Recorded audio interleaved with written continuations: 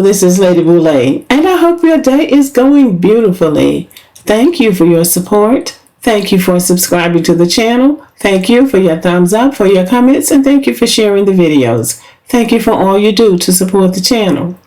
Today, I want to talk about something that I wanted to talk about for a long time, and that's watermelon.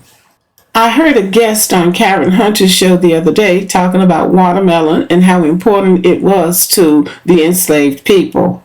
And then I heard another YouTuber named Flower Tower talking about it. And I thought, okay, this is my time. This is my time to talk about watermelon because for a long time, watermelon has gotten a bad rap. And black people have been the butt of jokes because we like watermelon. Many of us really like watermelon.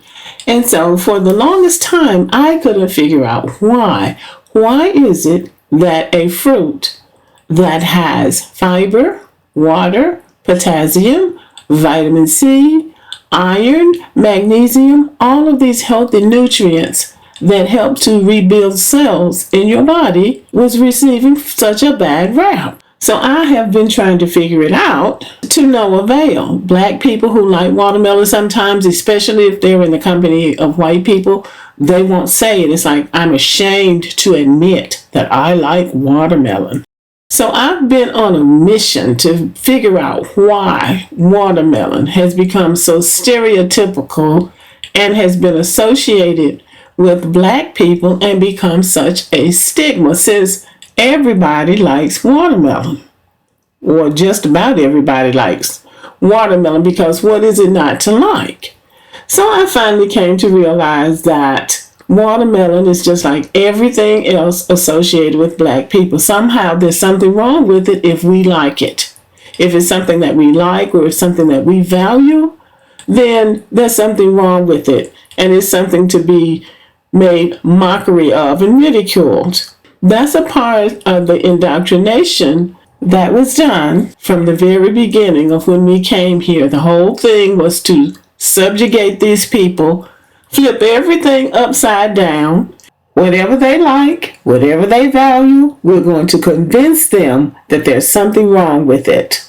That idea was pushed and promoted during slavery, throughout Jim Crow, and all the time that we have been here. I want you to take a look at this, and this will give you an idea to the extent that was gone to really humiliate us and to attach watermelon to us in a very negative way.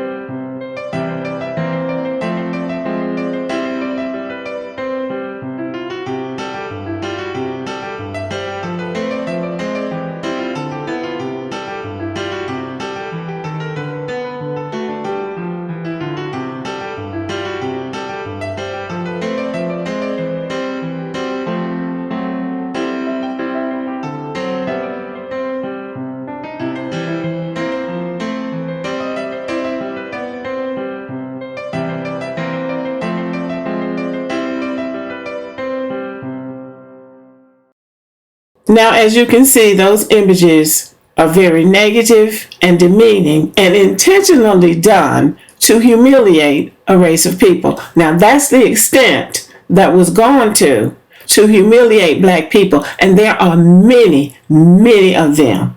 And they permeated the entire country. It was just so funny to get one of these. It's so funny to see black people enjoying something that's actually healthy for their bodies.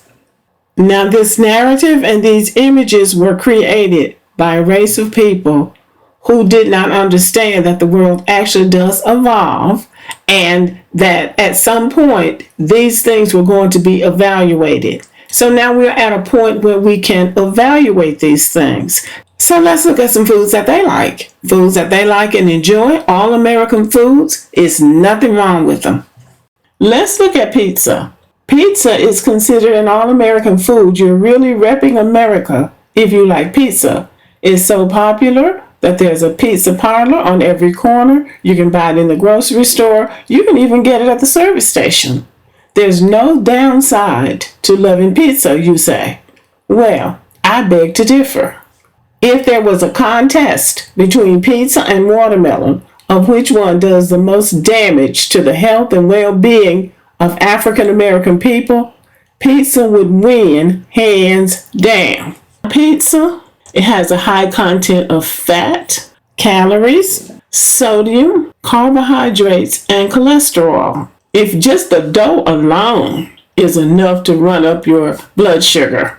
But somehow there's nothing negative associated with pizza. Pizza came from Italy, and so that's a European country. So if you like pizza, that European food, then you're cool. Let's look at hamburger, a fast food that originated in Germany, another European country. Same as pizza, high calories, sodium, carbohydrates, fat, and cholesterol. These things are detrimental to your cardiovascular system. That is the system that has to do with your heart, pumping blood through the arteries and the veins. That fat and cholesterol clog up your arteries and make it difficult for blood to circulate throughout your body. Clogged arteries cause blockages, and blockages cause heart attacks. And let's not forget salt that has to be used to season these foods. Meat has to be seasoned with salt. So that salt turns into what we call sodium. And that is also difficult for African Americans to process in their bodies. That also causes the rise of blood pressure and hardening of arteries. And I'm not just saying this because these are European foods, because these foods are fine in moderation. I'm just saying that when you compare them with watermelon as to which one is healthier, watermelon wins hands down. Again, watermelon has water, fiber, potassium, vitamin C, magnesium, and iron. No sodium, no fat, no cholesterol.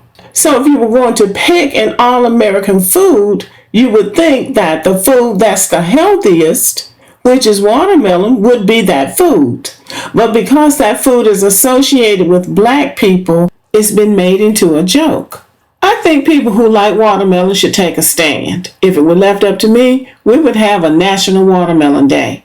And we would kick it off by apologizing to the watermelon for being ashamed of eating it for so many years and show our appreciation by elevating it to be one of the healthiest foods in the world.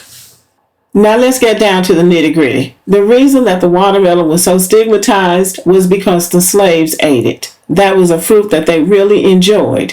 Why did they enjoy it so much? Number one, they brought it from Africa. It reminded them of home, and it fit into their traditional tribal diet. So it was not against their dietary restrictions, like eating chitlins and neck bones and pig feet and things like that. Watermelon was healthy and acceptable to them. Number two, watermelon possessed water. Those people were working out in the hot fields, picking cotton, chopping cotton, hoeing cotton. They did not have a water faucet that they could run to and get water. Water had to be hauled to them from somewhere else. Usually, the watermelon patch was close to the cotton field. That was one of the things that those slave masters, those slave enslavers, allowed. So instead of running somewhere to pull up a bucket of water out of a well and do all of that, they just go across the field, get a watermelon, and their bodies were refreshed.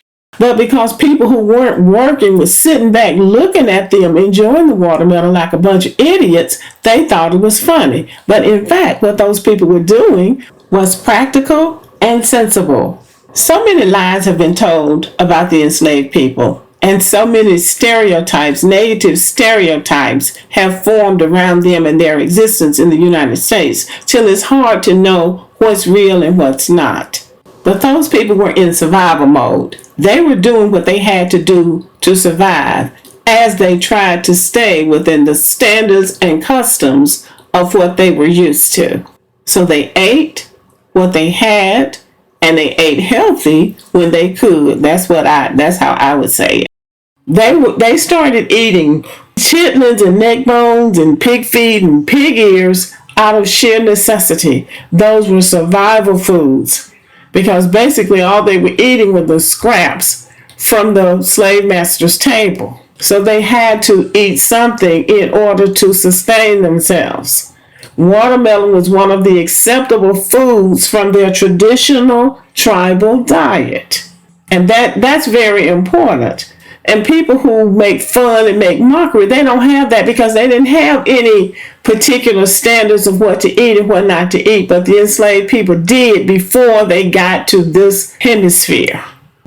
So we have to begin to push back on these stereotypes because that's all they are. And they were designed to humiliate and to rob us of our self-esteem. And that's what we also have to understand. These things were done to rob us of our humanity. In order to do the things that they did to the enslaved people, they had to reduce them to subhumans. Remember the 3/5 compromise? They put that into action. Rob these people of their humanity and make everything that means anything to them into a joke or a mockery. So all of this was done intentionally. So I'm appointing myself the patron saint of watermelon because I really don't care what anybody else thinks. I don't care whether somebody thinks it's funny or not, because if I were to go into my bag of tricks and tell people things that I know about them, I don't think they would think it was funny. I think they would be embarrassed, and then it would be, oh, how dare you talk about us like that? And we should be past all of this hatred and all of that now. But I'm not going to do it because I don't need to rob anybody of their humanity. So as the patron saint of watermelon, I'm saying enjoy yourself. Get yourself a watermelon and put it in the refrigerator if you like and let it get cold. Cut it up or eat it from the rind if that's how you like it, and enjoy yourself because watermelon is a perfectly healthy and tasty food. Okay, I hope I made my case. Let me know what you think. Thanks for listening. Subscribe to the channel. Give me a thumbs up. Leave a comment. Share the video. And as always, have a great day. And have a piece of watermelon.